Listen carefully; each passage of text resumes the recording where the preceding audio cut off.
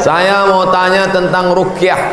Saya sudah ngikuti ruqyah 4 kali, tapi sampai sekarang belum bisa keluar juga jinnya.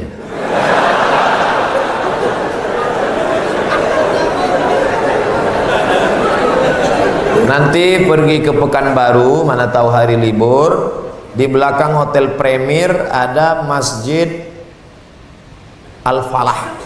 Ini nomornya, catat. Mana tahu ke Pekanbaru. Mungkin sama Ustadz ini jin itu tak takut, yang ini dia takut. Catat nomornya. Ketua Asosiasi Ruqyah Indonesia Provinsi Riau Daratan. Namanya Ustadz Saifullah. 0812 768 9119. 0812 768 9119. Kalau emergensi 911. Kalau diganggu hantu 119. Datang ke sana. Jadi tak salah kita coba. Kalau siang namanya Ustadz Saifullah, kalau malam namanya Ustadz Zafrullah, di masjid yang sama. Mana tahu kebetulan ke Pekanbaru malam, datang ke masjid yang sama, namanya Ustadz Zafrullah. Ada orang 7 tahun nikah tak punya anak, diruqyah sama Ustadz Zafrullah, punya anak. Pas ditanya kenapa, rupanya ada jin yang menghalangi pertemuan antara sperma dengan sel telur, dihalanginya sehingga tak jumpa. Jangan. Dibacakan usir. Kata Ustadz Saifullah, ada pula bencong LGBT di ruqyah sehat, ternyata yang masuk tuh jin bencong. Jadi saya tanya, Ustadz, jadi ada jin tuh bencong? Ada, kata dia. Itulah yang dimasuk ke dalam. Nah, itu. Ustadz, udah di ruqyah 2-3 kali tetap juga sakit. Berarti tidak. Pemarah. Laki saya ini pemarah, Ustadz. Sudah di ruqyah 5 kali tak juga hilang marahnya. Berarti tak salah jin. Memang dia pengamuk. Makanya kadang kita kasihan juga sama jin nih. Sikit-sikit salah dia. Sikit-sikit salah dia. Aku tak selamanya salah, kata jin. Ustaz, ayat yang dibacanya kan ayat kursi. Coba saya dengar, yang dibacanya itu ayat kursi. Kenapa kita yang baca, kenapa jin itu tak keluar? Ini bukan masalah pistolnya, tapi man behind the gun. Orang yang punya pistol. Kita bacakan Allahu la ilaha illal qayyum la ta'khudhuhu sinatun wa la nawm lahu ma, tak mau dia keluar, malah ketawa jin. Ditanya, jin, kenapa kau tak mau keluar? Sesama hantu di dalam saling mengusir. Hantu ngusir hantu, mana mau? Yang membaca itu ulahnya 11-12 macam hantu. Apa hukum suami menyembunyikan uang gajinya? Kadang memberi istri sikit, padahal gajinya besar. Berapa tadi hak ibu? Ingat, berapa hak ibu tadi?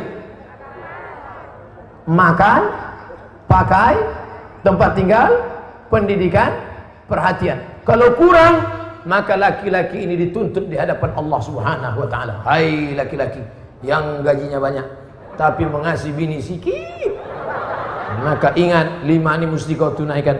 Alhamdulillah Ustaz Somad, dulu selama ini abang tuh cuma 100.000 lah dikasihnya. Setelah mendengar ceramah Ustaz tadi malam, bertambah berapa? 110. Tambahlah. Nabi sedang duduk. Nabi duduk-duduk di bukit Sofa. Datang seorang perempuan namanya Hindun. Apa kata dia? Ya Rasulullah, inna Aba Sufyan rajulun sahih. Suamiku itu orangnya pelit. Boleh tak aku ambil duitnya untuk makan anak-anakku? Kata Nabi, ambillah. Itu dalil boleh mengambil duit laki yang pelit. Tapi kalau kurang, kalau udah cukup jangan ambil lagi. Saya tak tanggung jawab. Nanti dia ambilnya semua. Pas ditanya, kenapa kau ambil? Kata Ustaz Somad tadi malam. Misalnya standar di sini sebulan 3 juta. Laki cuman mengasih 1 juta, maka ibu boleh ambil 2 lagi. Kenapa? Karena itu keperluan. Begitu dalam riwayat tentang Hindun mengadu Abu Sufyan rajulun syahid, pelit. Saya ingin bertanya Ustadz, bagaimana Islam memandang seorang yang mengagumi, mencintai pasangan orang lain?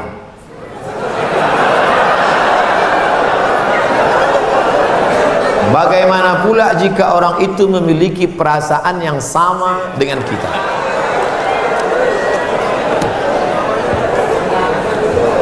Hidup ini ada pilihan, ada keterpaksaan. Hidup ini ada pilihan, ada keterpaksaan. Saya mau ceramah antara duduk dan berdiri. Pilihan atau keterpaksaan? Pilihan. Ustadz mau duduk atau berdiri? Saya pilih berdiri. Kenapa Ustadz pilih berdiri? Menunjukkan bahwa saya masih muda, masih sehat. Antara minum atau tidak minum, pilihan atau keterpaksaan? Pilihan. Minum atau tidak, terserah saya. Mau saya minum, mau tidak, itu pilihan saya. Nah, masalah cinta. Cinta itu pilihan atau keterpaksaan? Cinta tidak pilihan. Cinta adalah keterpaksaan. Oleh sebab itu maka kadang kita tengok orang ganteng bininya buruk. Kenapa? Terpaksa. Cinta tak bisa memilih. Ketika dia rasional, dia tidak cinta. Maka ketika kita senang dengan orang, kadang kita pun tak tahu alasannya.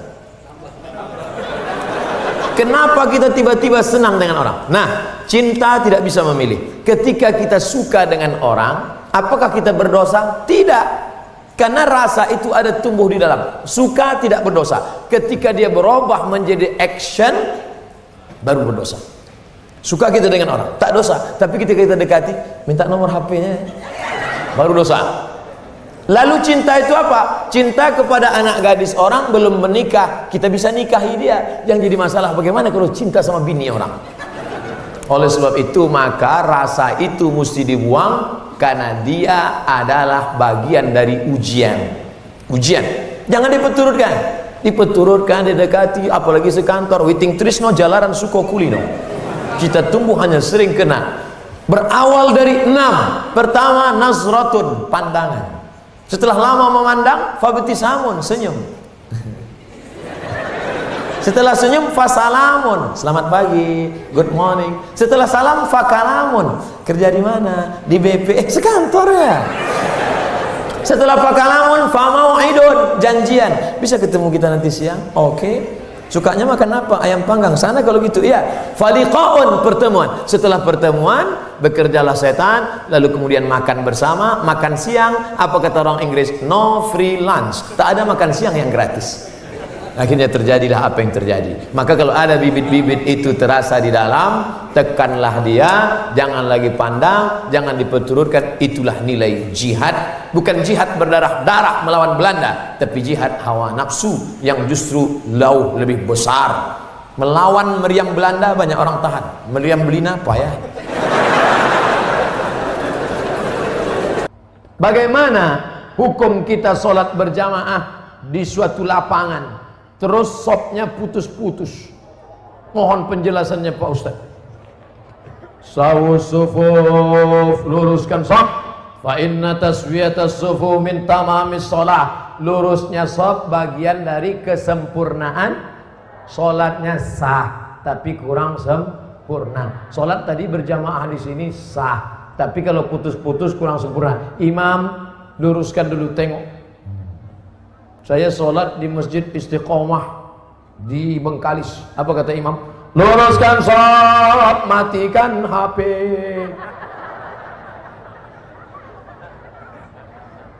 Ada pula di masjid lain, luruskan sholat, angkat kaki celana. Ada pula di masjid di Dumai lain lagi, luruskan sholat, simpan batu cincin. Saya tanya, Pak Imam, kenapa lain ini? Iya Pak Ustaz, batu cincin ini buat orang tak khusyuk. Waktu tasyahud tengok, Sumedah deh.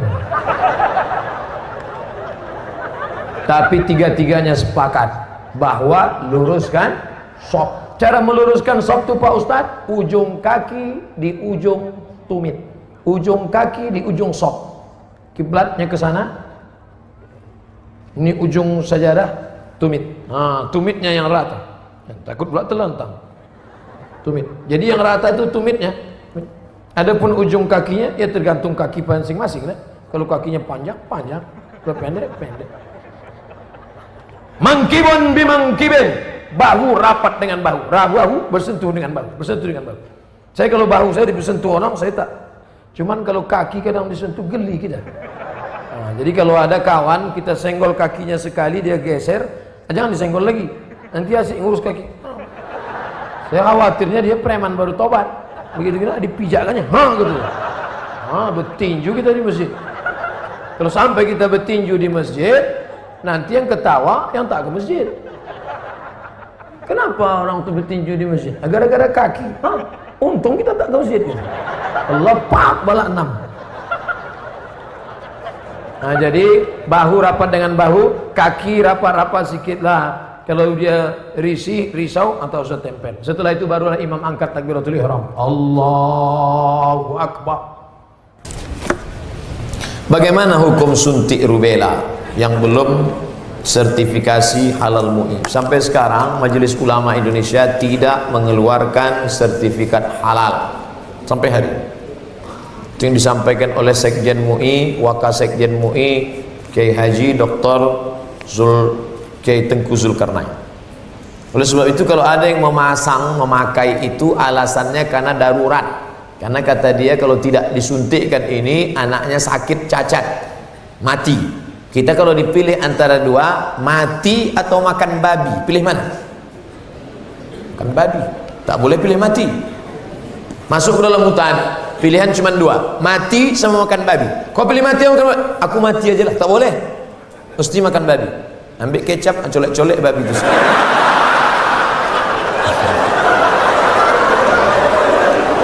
Boleh pilih mati. Nah, jadi kalau bapak ibu takut anak itu cacat, sakit, dipakainya hukum darurat itu. Ustadz Somad, saya tanya emak saya ini orang kampung. Mak, aku dulu waktu kecil ada disuntik cacar, suntik ini enggak. Kau dari kecil tak pernah disuntik. Asal datang dokter puskesmas, kularikan kau ke hutan. Sampai sekarang saya hidup, tak ada sakit. Pernah ada trapel ngajak saya umroh. Ustadz, kapan Ustadz ada kosong mau suntik? Kalau kalian mau berangkat, berangkat. Tapi aku terus terang tak bisa suntik. Kalau tak dapat visa Pak Ustadz, saya tak berangkat. Sampai hari H saya tak suntik. Tak bagaimana ceritanya mereka dapat visa, berangkat. Katanya kalau tak suntik sakit mati. Tak mati. Tapi ini tak bisa jadi hukum. Saya tak mati, yang mendoakan saya banyak. Nah, sebanyak ini mendoakan. Mana mumpan kuman-kuman virus-virus? Pak Ustadz, berdosa tak kita memarahi ibu? Alasannya ibu keluar rumah tak menggunakan hijab. Oh, tak boleh nak.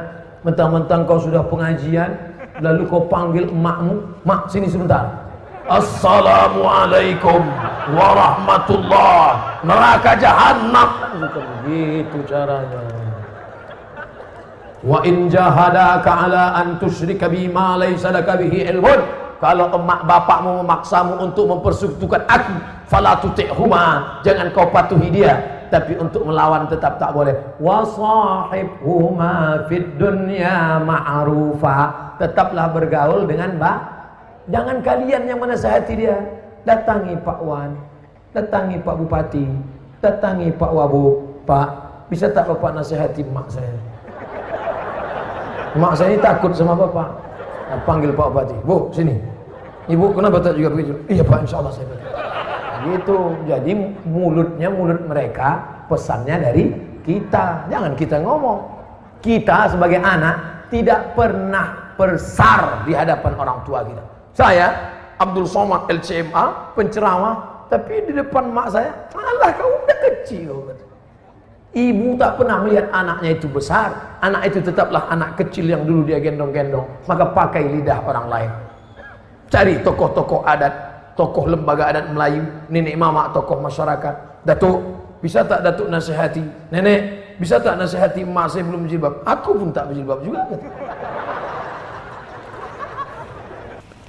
Apa hukum orang yang mampu beli mobil tapi minyaknya pakai subsidi premium?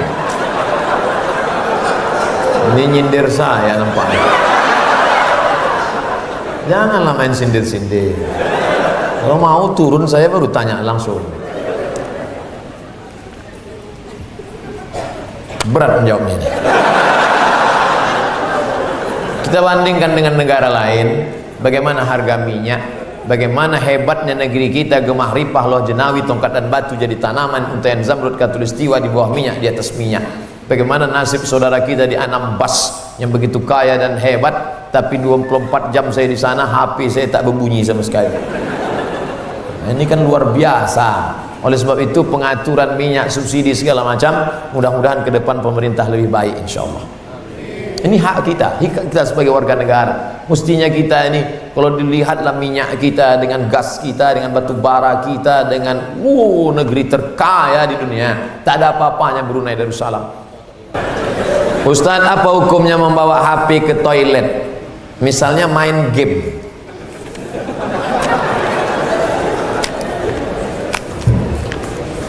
Ada orang buang air besar sambil main game. La ilaha illallah Muhammadur Rasulullah. Fokus sajalah di satu pekerjaan.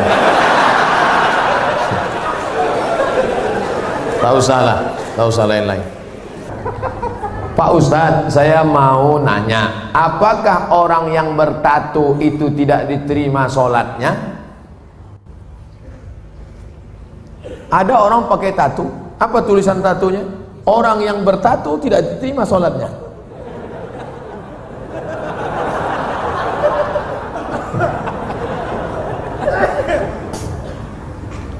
Tato adalah kahal.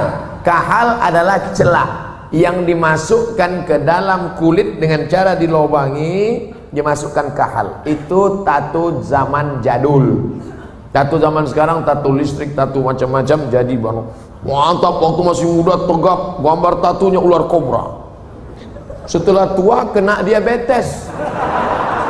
Mengkurut, cacing pita.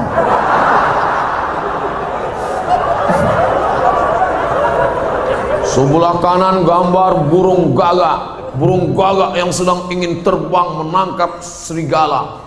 Tiba-tiba karena sudah tua, kurus, keriput, gambar burung puyuh. Dulu preman tengik, sekarang tobat.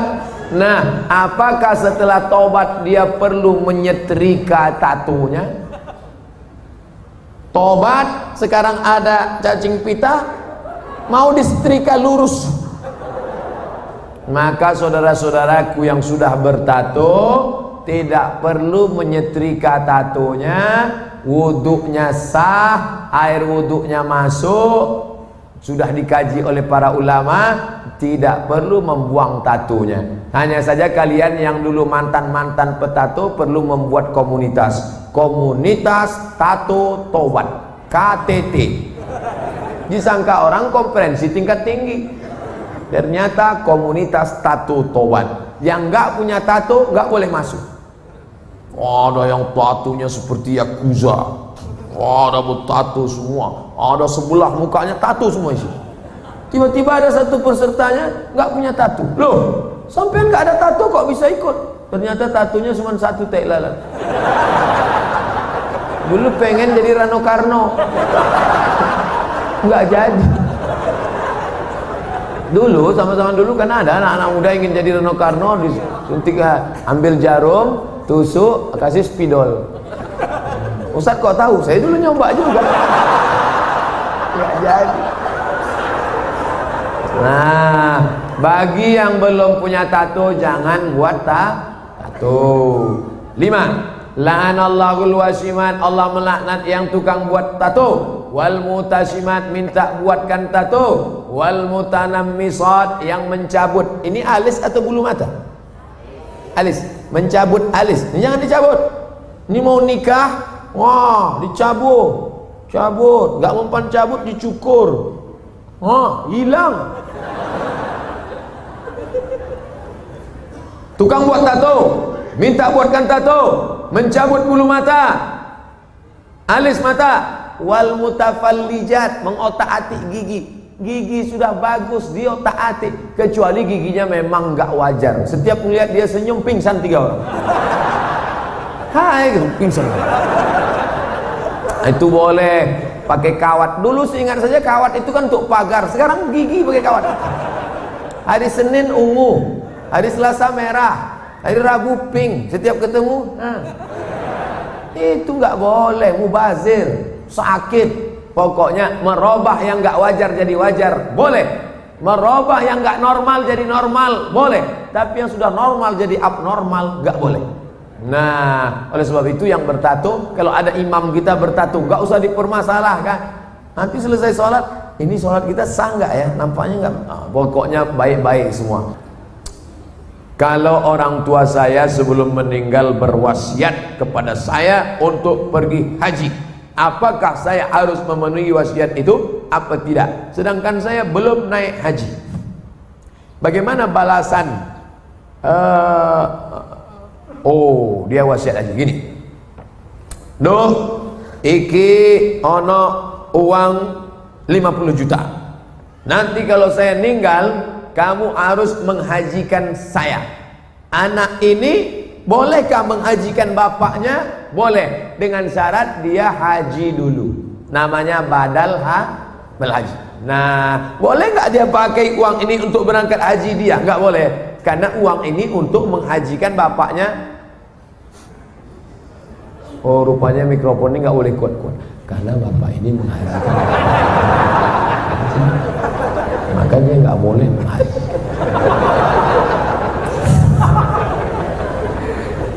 Jadi dia harus haji dulu, baru dia bisa menghajikan bapaknya. Dalilnya mana? Labbaik Allahumma subruma, labbaik Allahumma subruma, aku menghajikan subruma, aku menghajikan subruma. Sampean kenes dulu. Come here for a moment. Sini sebentar. Kamu tadi menghajikan siapa? Menghajikan subruma. Subruma itu siapa? Sedulurku. Aku menghajikan subruma. Sampean wis haji apa ora? Urung. Haji dulu dirimu, baru hajikan orang lain. Nah, kebetulan nanti anaknya dapat uang, dia berangkat haji, bawa uang almarhum yang 50 juta tadi. Kebetulan nanti di Makkah ketemu mahasiswa dari Semarang, anak KSW, kekeluargaan Wali Songo. Di Mesir, kalau anak Jawa Tengah itu nama persatuannya KSW, kekeluargaan mahasiswa Wali Songo. Kalau kami anak Riau namanya KSMR, kelompok studi mahasiswa Riau. Ustaz kok tahu? Kami dulu tetangga di Kairo. Kami di atas anak Riau, di bawah anak KSW, kawan akrab. Nah, tanya dia, sampean dari mana? Dari Kairo. Sedang haji ya? Iya. Rumahnya di mana? Di Semarang. Oh, ketepatan, saya mau membadalkan haji bapak saya. Lihat dulu mana KTP-nya, betulkah belajar dari Al-Azhar? Jangan sampai ngaku-ngaku bohong. Lalu kemudian serahkan, ini badal haji untuk bapak saya, maka hajinya sah.